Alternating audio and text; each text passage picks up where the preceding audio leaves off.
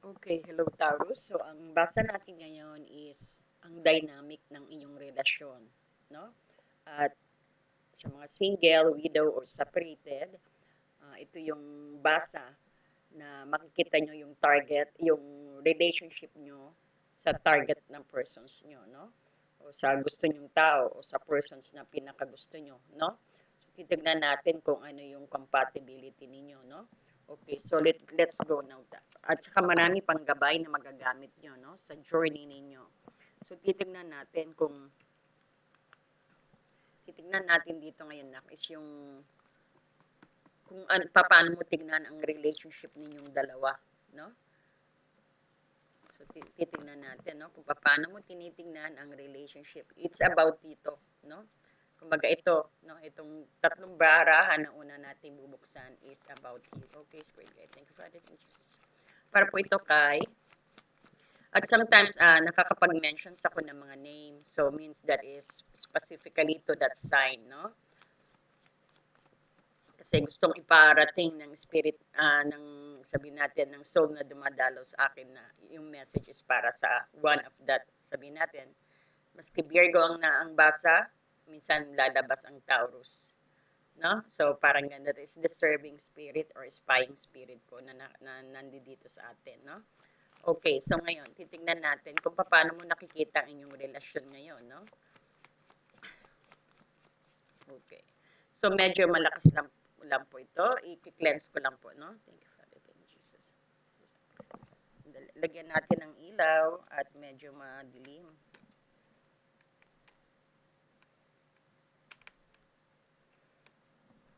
Ayan.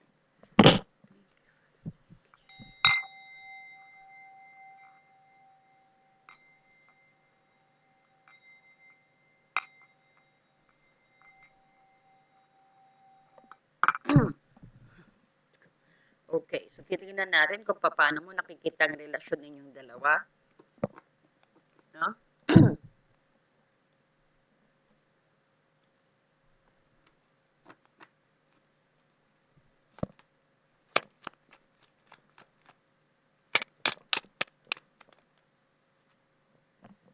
Darang, wow. Nakikita mo na totoo ang relationship ninyong dalawa, no? Nakikita natin, pinapairal nyo ang logical mind ninyo, hindi lang yung basta sa puso. Ikaw, no? Taurus.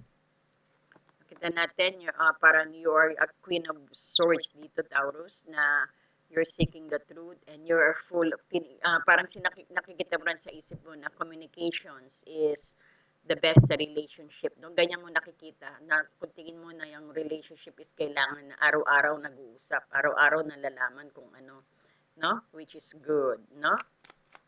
Tell us more, Spirit Guide. Paano niyo po nakikita? Ang galing naman. You're seeing that that person is your friend also. Sabihin natin is, you're putting foundations. Kumbaga, friendship. You're putting friendship sa inyong relationship, which is at least you could tell your secret to each other. No, ganyan mo nakikita. Nantigin mo rin is ang relationship is ito yung pagiging magkaibigan din ninyo kahit na nasa relationship. Yan yung ganyan mo i-view ang inyong, siguro ang guidelines mo sa pagkakaroon ng relationship. But we are seeing here, which is a good thing, no? Uh, Relationship sa'yo is it's also about friendship, which is a good foundations.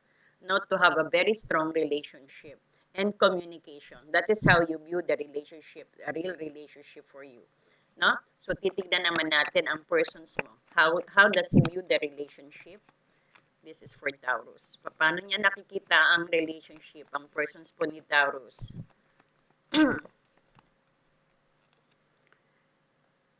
Oh, medyo ano to medyo ano, medyo may pagka-nega ang ano mo ha, persons mo. Medyo para siguro maraming sakit na ano to. May doubt siya sa ano, no? Na walang forever siguro, yan ang iniisip niya. Okay, tingnan pa natin. Paano yung nakikita ang relationship ninyo, no? Or ang potential ng tao. Paano nakikita ng persons ninyo? Or ang darating na persons ninyo, ang relationship ninyong dalawa, no? Itong sabi dito.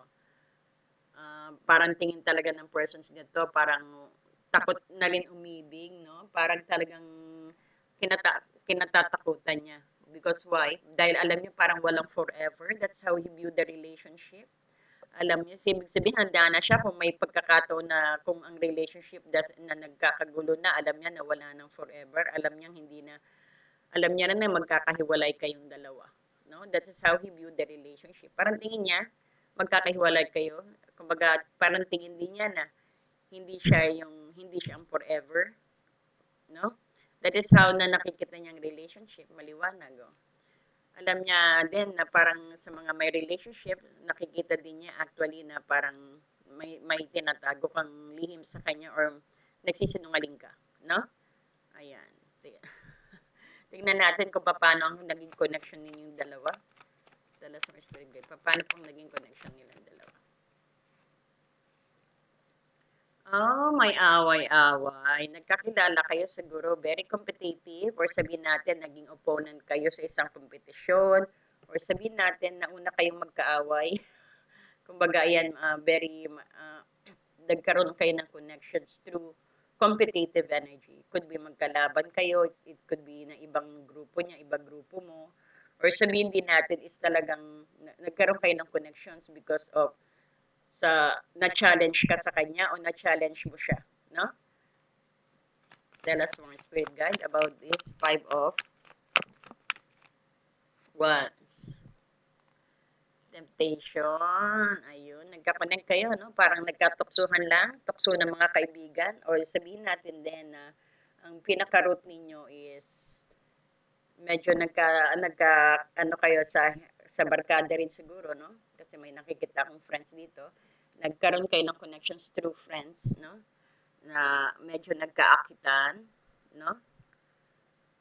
Na sabihin natin dahil bisyo din, or the same kayo ng likes, no? The same kayo na mahilig sa ganyan, the same kayo mahilig uminom, the same kayo gusto mag-party, very excessive, no? Parang ganun ang nakikita natin estilo rito, no?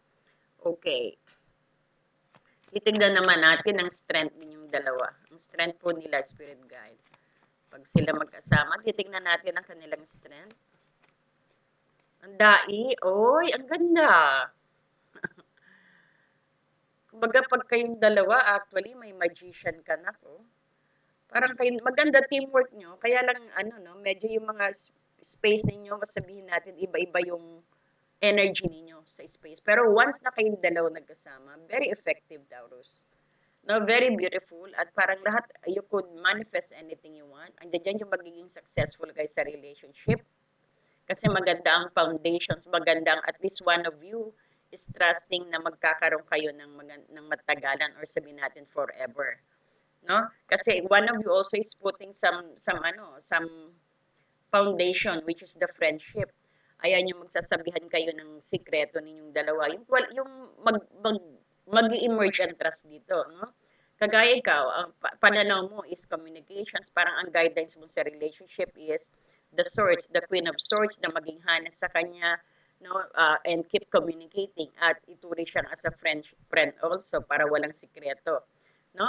At itong strength ninyong dalawa, you could create a lot of things. So andiyan dyan yung magiging successful kayong dalawa, magiging matatag din yung relationship pag kayong dalawang nagsama talaga. Regardless na itong mga pinagsimulan ninyo, dito kayo nagkakilala sa medyo sabihin natin na parang na-develop na lang ang inyong love nung first time kayo nag-connect, no? Kumbaga, nagkaroon na lang kayo ng sabihin natin na marami, nag-ano na rin kayo, no? May mga extreme energy na rin nangyayari sa inyong dalawa. Siguro before kayo ikasal, may mga sex na nangyayari or let's say may mga extreme energy na, magka-jamming kayo, you've been sa kalokohan, magkasama kayo na nakikita natin sa mga away din, magkasama kayo. No? That's why we could say here talaga, you're treating this as a friend. Kumbaga, nasa iyo din na parang you're treating the relationship as a friend, which is a good thing also. No? At sabihin natin is, kayong dalawa is actually, pag nagsama kayong dalawa, that is the new beginning daw sa inyo. Ngayon, sa mga may relasyon, no, pag nagsama kayong dalawa, actually, na since yan ang mga experiences ninyo, pag nagsama kayong dalawa, parang sabihin natin is, very romantic at very sweet na kayo.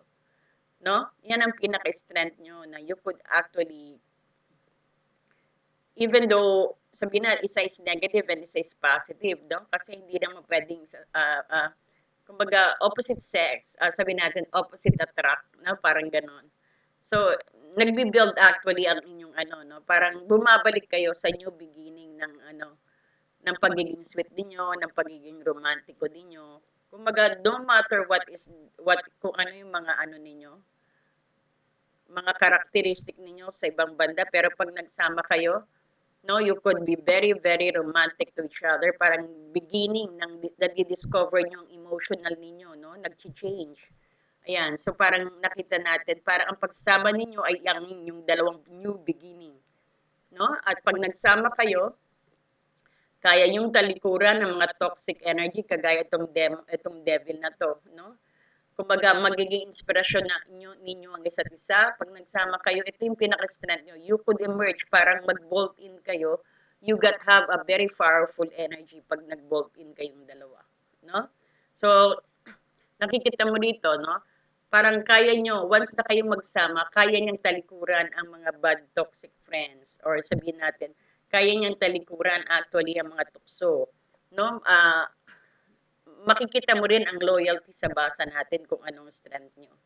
Sa bagay, itong taong ito, naghahanap lang ng taong magpapakita sa kanya kung anong talagang pag-ibig. Kasi wala na siyang tiwala sa pag-ibig. Maybe a person na to has been lot of experiences sa kanyang emotional, no? When it comes sa kanyang love life, no? And he is willing, actually, no? Both of you are willing. Even you, Taurus, or siya. Both are you willing na talikuran ang mga toxic energy sa paligid ninyo. And to find the real path at new changes, no? Kumbaga, willing kayo i-give up ang each other. Ayan. No? True, ang strength ninyong dalawa is nasa hermit din. Ayan yung magninilay kayo, magsusolitude kayo. Parang new perspective na actually. Parang pag magkasama kayo, nagkakaroon kayo ng parang more on searching sa totoo ninyo, buhay, sa deep inside of you. Pag kayo nagsama, magiging lalo nyong makikilala ang isa't isa. Or hindi lang isa't isa, kundi ang sarili ninyo pag kayong dalawa nagsama. I could sense na it could be twin flame energy. Parang ipinapakita yung hindi mo nakikita sa sarili mo, ipapakita ng persons mo, this is a twin flame, no? Baka ang persons niyo is your twin flame already, no? Ayan, start another beginning na, pero sabihin natin, ito yung page of wands, na pag kayo nagsamang dalawa, is asahan mo, full of adventure, no? Parang new beginning ninyong dalawa para sabihin natin, sa bagong buhay, no? Ito yung parang lahat mababago. Itong lahat mai-erase, no? You're gonna get some healing dito. At pag kayo din dalawang pinaka-strength niyo is very kayo, active, sabihin natin, very adventurous, very creative ninyong dalawa pag kayo nagsama. Yan ang pinaka-strength niyo. Itong limang to ang pinaka-weapon yung dalawa, no? Diyan kayo magaling, you could create things, kumbaga, andyan na yung experience nyo, naranasan nyo na yung mga kapilyuhan ng buhay, kapilyuhan ng pagiging, na sabihin natin, kung naranasan mo na lahat din, at siya rin, sabihin natin, maybe he's taking a substance, ganyan, kaya niyang talikuran yan because andito ang 8 of Cups dito, no? Kayang-kaya niya pag kayong magkasama. Kumbaga, you will heal each other or ikaw ang healer niya ng persons mo, no? So, yan ang expect nyo na darating sa buhay ninyo. Ito rin yung sabihin natin yung prospect na persons ninyo. Ito yung pinagdadaanan at ito ang mangyayari sa inyo. No? So, syempre, pag ganyan titignan din natin ang ang para umunlad, no? Let's see first ang iyong outcome, no? So, tingnan natin ang inyong outcome. Ito na actually din ang iyong outcome na yun, no? Pero tingnan natin kung ano pang meron. Naku, some of you din parang no, merong guilt. Dagdag pa to siguro sa ninyo, sa experience na naranasan ninyo. Or sabihin natin, ikaw hindi ka rin makatulog, no? This is also my fear, kinakatakutan. So maybe itong sinasabi nito, marami din kayong fear, kayong dalawa, or ang persons mo, marami siyang fear na kailangan tanggalin. Ito yung fear niya at saka yung self-doubt, no? Kumbaga, ikaw siguro ang magbibigay sa kanya ng bagong buhay, ikaw ang maggagamot sa kanya dahil siguro this is also anxiety. Parang nakikita ko may anxiety siya or sabihin natin na di-depressed din. Parang ikaw talaga ang sinend ni God para sa kanya, sa persons mo, no? Marami daw, nakita mo rito, no? Parang marami ka rin na miss opportunity, pero ngayon open ka, no? Kumbaga, ang outcome din na nakikita natin dito is do not miss this opportunity. Itong persons, wag mong, kumbaga, try to work hard on the relationship also. Kasi may magandang i-offer. Because maybe this person is pwedeng maging potential na maging forever mo. No? Parang nakikita nito once na trineasure mo siguro ang taong ito na ito ang mangyayari sa iyo, no? Itong kasaganaan, parang lahat is nasa iyo na, no? Ayan yung nakikita natin yung paggaling, no? Diyan nagiging strong ang relationship sa mga experience ninyong dalawa, no? Ang advice din siguro dito is release the fear and guilt when it comes to dealing sa itong relasyon sa persons na yan, persons na nasa isip ninyo, persons ang target persons ninyo. Make sure na do not miss this opportunity. Kung karelasyon mo na to, no, mas lalong pagganahin itong sinasabi ang pinaka-strand ninyo. No? Kumbaga magkaroon kayo ng clear understanding kung paano ninyo mag-flourish ang inyong relationship. As you can see dito, no, wag mo daw i-miss ang opportunity. This is a reminder, wag kang mag-doubt, wag kang matakot, no? Kumbaga siguro hindi mo kailangan matakot kasi actually that is a good experience sa iyo, no? At baka maging potential lover mo pa rin ng no? Potential na magtatagal kayo ng persons na to. Hingi tayo ng gabay kay Archangel Taurus. This is para kay Taurus Spirit Guide.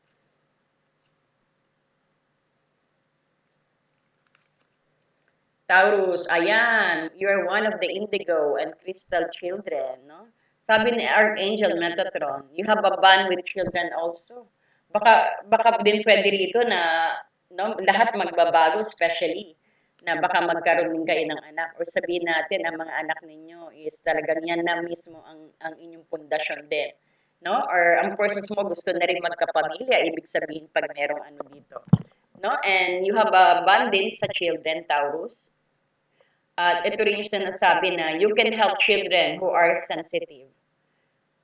Sabihin natin, isang challenge din siguro ang isang nakakonect na person sa persons mo. It could be anak niya, na maari din siyempre na nagiget ang energy ng persons ninyo na medyo may pagkanega, no? Parang walang tiwala sa pag-ibig na alam niyo wala nang forever. No? Siguro ikaw magpapahil sa kanila, Taurus. And as you could see, parang you are gifted, no? Parang kung paano mo i-discipline ng mga bata. You have a ways down, no? Just like a magician on how you will handle the child. Maybe siguro ang persons mo is medyo bata sa iyo na nakikita natin or batang isip, no? Pero nakita natin si Archangel Metatron actually wanted to let you know that you have the power to be able to motivate a child, no? Sabihin natin, sabi ni Archangel Metatron, meron ka raw power at may kakayahan, no? Para tulungan ang mga ibang bata. Lalo na yung mga sensitive. Kasi parang, may experience ka na rin na kaya mong i-share sa kanila. No? At magagamit mo daw yan, especially baka may baggage ito. Sabihin natin, may anak or may dapat kang pakisamahan sa pakikisama sa kanya. No? And siguro mukhang mga bata, could be also may anak na rin ang inyong persons, no? Ayan, so, ang sabi ng Archangel Metatron, gamitin mo ang kapangyarihan na yan to deal with this relationship. No? Ayan, ganda. So, titignan din natin ang inyong abundance. Nahingi tayo ng guidance kay Archangel of Abundance. No? Tingnan natin. Para po kay Taurus Spirit Guide. Ayan, so always remember ang mga affirmations na sinasabi ko na tinuturo ko. Importante rin yung mga lumalabas sa bibig ninyo. And ayan, hindi lang yan ang ability mo. No? May kakayahan ka rin actually na manifest because you got the magicians din dito. You have the ability to instantly manifest abundance, no? Basta choosing a powerful positive word, no? Always describe your own, the world economic situations in loving and optimistic terms and what is your attract to yourself and others. If you wanted to manifest, no? Yeah, actually, you could easily manifest ang sabi nga ni Archangel ng kasaganaan. But make sure, mag-focus ka sa gusto mo. So, pag gusto mo, syempre positive affirmations ang mga lalabas sa bibig mo. Imbis